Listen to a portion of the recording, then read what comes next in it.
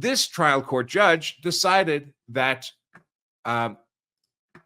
the federal government, the prosecutors on this human trafficking charge that Kilmar Armando Abrego-Garcia was facing, that the federal authorities, prosecuting authorities in this criminal charge, were not allowed to detain Kilmar Armando Abrego-Garcia in jail while he was awaiting his federal trial. He was not a sufficient flight risk. He was not a sufficient danger to the community, according to this magistrate judge. As we see here, for the reasons discussed in this memorandum, and by the way, the memorandum is 51 pages long. 51 pages long. This is it here. I'm not going to subject you to this. It's insane.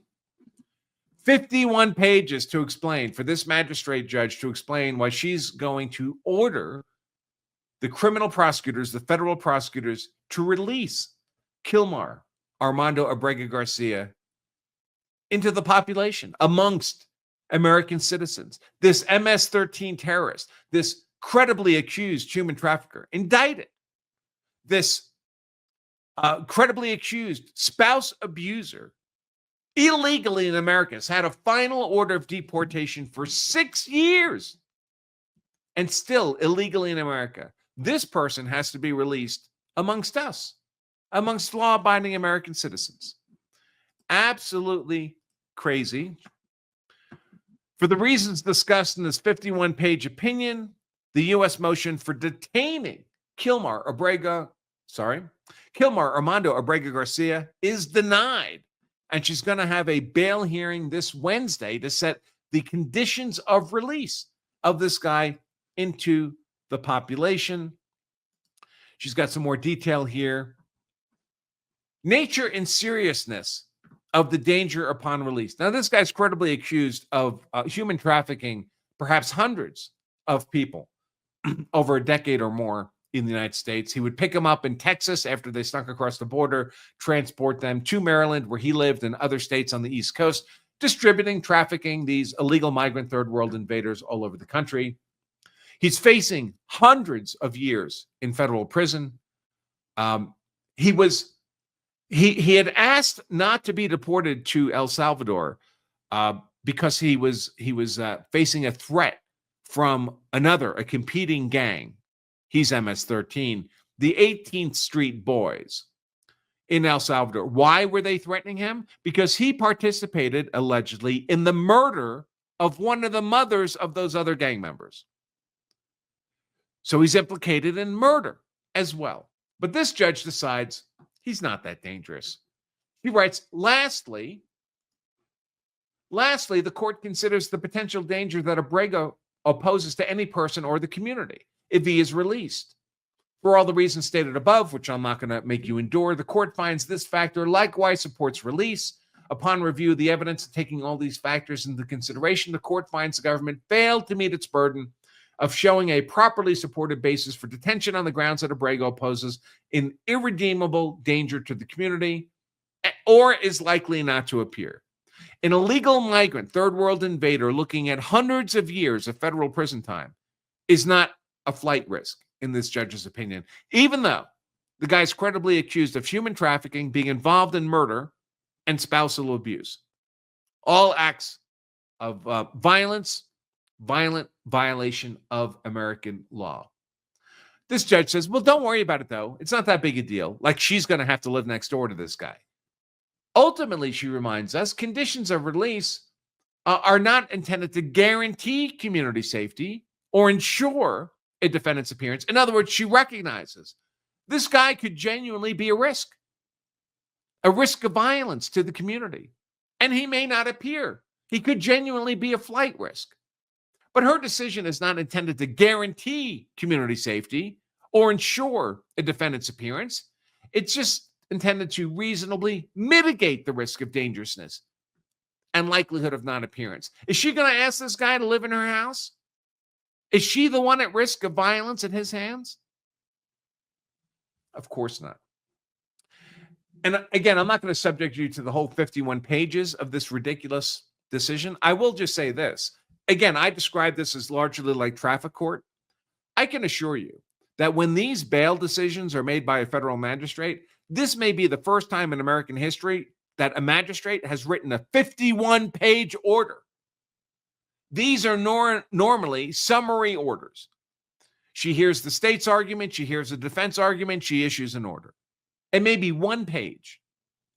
If you need 51 pages to explain this, it's like 51 pages to explain why you're dismissing a speeding ticket. It's ridiculous on its face.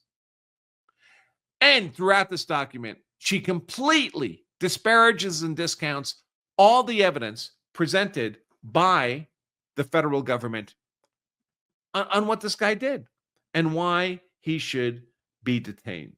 So she issued this order ordering our good friend, Kilmar Armando Abrego-Garcia, facing hundreds of years of federal prison time, obviously a flight risk. He's an illegal migrant third world invader. He doesn't even respect national borders, obviously.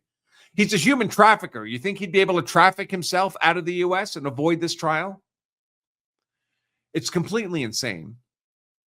She issues this order, and of course, within 30 minutes, the White House files an appeal of this order to her bosses, the actual federal district court judges. And this is what the federal government has to say about this. See if it's compelling. Let's see if this is compelling. The defendant, Kilmar Armando Abrego-Garcia, appeared with counsel, a federal public defender, assistant federal public defender. By the way, now he is a private attorney. A private attorney. The son of the mayor of Nashville, Tennessee, is a lawyer who works for a very high-end law firm. Abrego-Garcia has dumped his public defenders now and now has a very highly paid attorney. I'm sure he's not having to pay for. And I mentioned that this attorney is the son of the mayor of Nashville because the mayor of Nashville has been aggressively doxing the identities and locations of ICE officers operating in the city of Nashville. Yep. The apple doesn't fall far from the tree. Introduction here from the federal government. Perhaps the sole circumstance about which the government and Abrego may agree in this case is the likelihood that Abrego will remain in custody. That's not what I wanted. Let's see. This is the government document. A motion for a stay of the release order. This is the government saying, hey, the magistrate judge just ordered us to kick this guy loose. Bosses of that magistrate judge, the actual U.S. District Court in the Middle District, Tennessee, Judge Crenshaw, an actual judge, not a magistrate judge. We're asking you to overrule this ridiculous magistrate judge and her 51-page order. In support of this request to overturn the magistrate's judge's order that we kick this guy loose, the U.S. submits that on June 6th, the defendant was arrested on an indictment issued by a grand jury. They moved for his detention. Magistrate Judge Holmes held a hearing. At the hearing, the United States admitted into evidence body-worn camera footage from a traffic stop conducted by the Tennessee Highway Patrol on November 30th, 2022, which showed Kilmar Armando Abrego-Garcia driving a Suburban registered to a convicted alien smuggler and carrying 9 additional passengers, including 2 in an aftermarket back row, so an additional seat had been bolted in. None of the passengers had any visible luggage or construction tools, even though Kilmar Armando Abrego-Garcia told the state trooper that he and the passengers were coming from doing construction work in St. Louis, Missouri. One trooper asked the passengers to write down their names and birthdays. By the way, Kilmar didn't know any of their names. Their names and birthdays on a piece of paper as depicted on the body camera footage, and all appeared to do so. One trooper took a picture of this roster, which was also admitted as evidence. On the roster, one of the passengers listed his birth year as 2007, meaning he was barely 15 years old at the time he was being transported by the defendant. So now it's human trafficking of a minor. The government called Homeland Security Special Agent Pete Joseph to testify at this hearing. Joseph testified that the license plate reader and cell phone records of Kilmar Armando-Garcia showed that he had not been traveling from St. Louis, like he falsely told the trooper, nor did it appear that he'd been in St. Louis for the preceding 2 weeks, which he also lied about, because the vehicle was captured by license plate reading data while traveling in Texas, Louisiana, and Georgia in the days prior to the traffic stop. He also testified based on the information on the passenger roster. They were able to confirm that several of those passengers were in the United States illegally. 2 of the passengers were encountered by law enforcement at the U.S. southern border just weeks before being in the defendant's county car in Putnam County, Tennessee. Special Agent Joseph also testified about the statements of interviewed witnesses and co-conspirators, 4 of whom testified under oath before federal grand juries. These individuals informed law enforcement that the defendant had been involved in alien smuggling since approximately 2016, 9 years. That the conspiracy had transported unaccompanied minors, like the 15-year-old in this vehicle. That Kilmar Armando Abrego-Garcia had used his own family members as cover to avoid detection on smuggling trips, including bringing his children with him. That he was a member of MS-13, which an immigration court had adjudged to be true years earlier, back in 2015. Sorry, back in 6 years ago, so 2020. And that the defendant had occasionally smuggled guns and drugs when transporting aliens. They stated during the conspiracy, defendant was sexually aggressive with minor females. Oh, that's nice.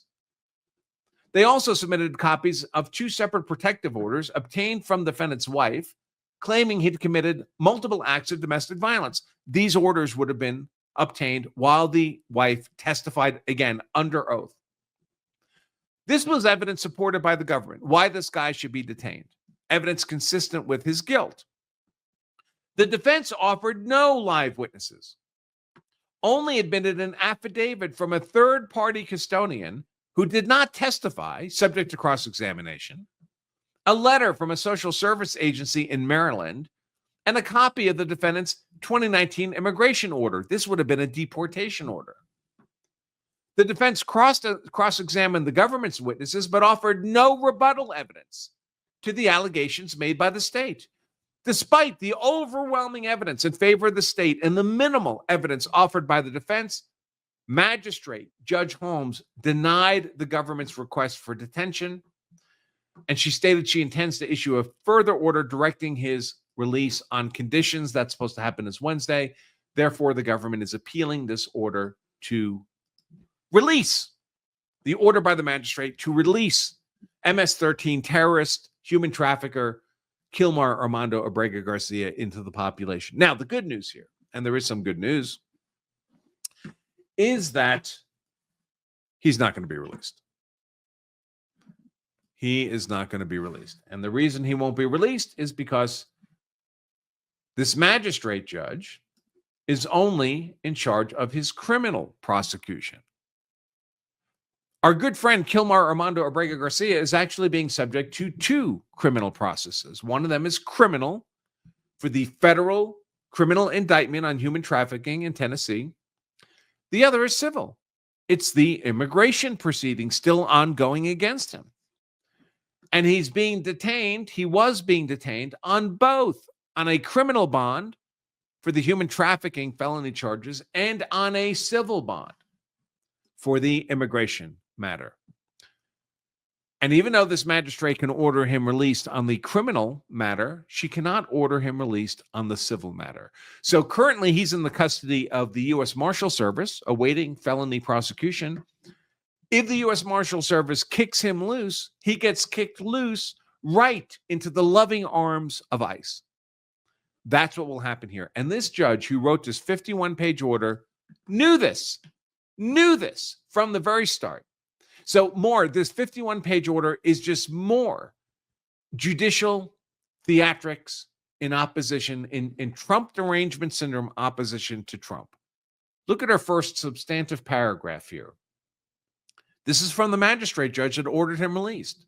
Perhaps the sole circumstance about which the government and Kilmar Armando Abrego-Garcia may agree in this case is the likelihood that Abrego will remain in custody regardless of what I decide here.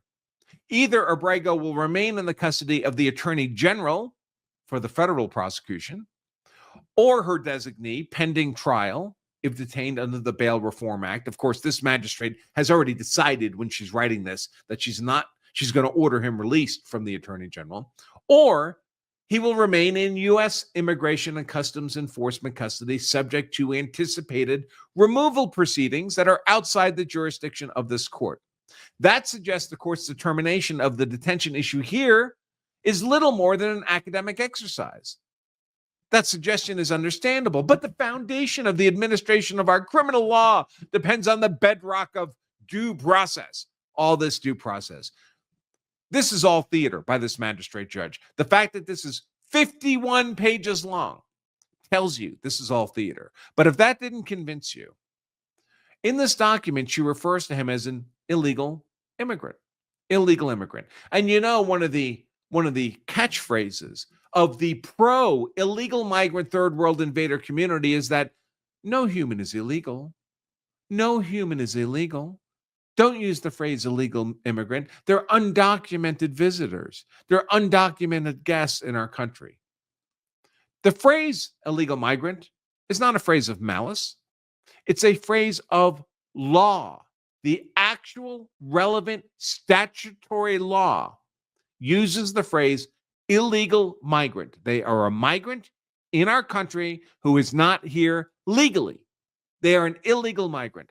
But that phrase is soap in the mouth of these advocates, these people who prioritize illegal migrant third world invaders over American citizens. They hate that phrase, illegal migrant. So when this magistrate judge is compelled to use that phrase and get that soap taste in her mouth so she can appeal to the sensibilities of her progressive, fascist, Marxist, tribal members, just like her, because no human is illegal, she feels obliged to add a footnote.